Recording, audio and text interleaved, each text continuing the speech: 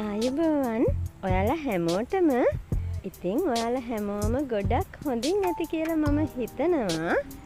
ඉතින් අද මම ඔන්න මේ වීඩියෝ එකෙන් අරගෙන ආවේ වේයන්ගේ දිමියන්ගේ ලස්සන ගෙවල් ටිකක්.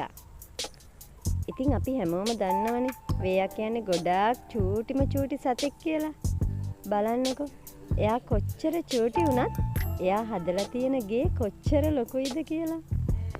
ඉතින් බලන්න මං වේයෝ ගොඩාක් ඉන්න තැනකට ගිහිල්ලා මෙන්න මේ වීඩියෝස් ටික ගත්තේ.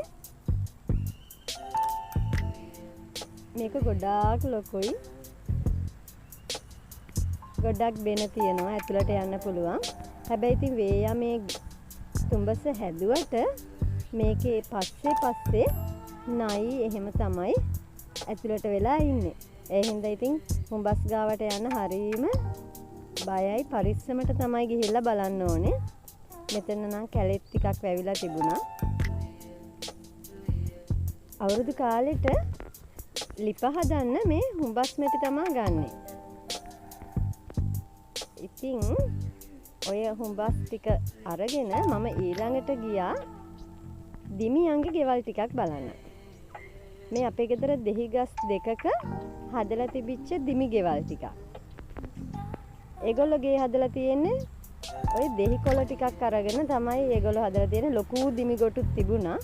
හැබැයි ඒවා ගොඩාක් උඩ තිබුණේ. මම වැඩි ලං වෙන්න ගියේ නැහැ. පාත තිබුණේ චූටි දිමි ගොටු ටික.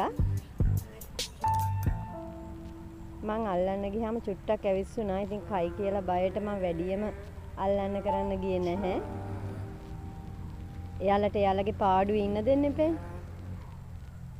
ඒ හින්දා මං එහෙමම චුට්ටක් ඈතට වෙලා එයාලගේ නිදහස එයාලට දීලා මං හිමින් සැරේ එයාලගේ ලස්සන ගෙවල් ටික වීඩියෝ කරගත්තා. මේ තියෙන්නේ දෙහි ගහේ ඒගොල්ලෝ හදාගෙන තියෙන දිමි ගොටු ටික.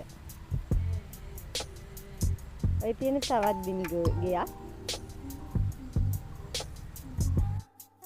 බලන්නකෝ ඉතින් ඒගොල්ලන්ගේ ගෙවල් වල ලස්සන කොච්චරද කියලා.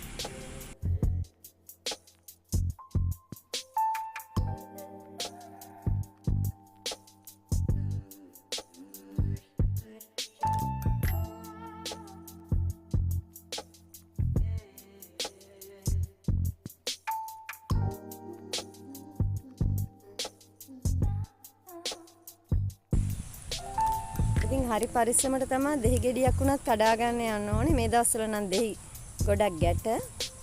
ඒ හින්දා ගැටලුවක් නැහැ.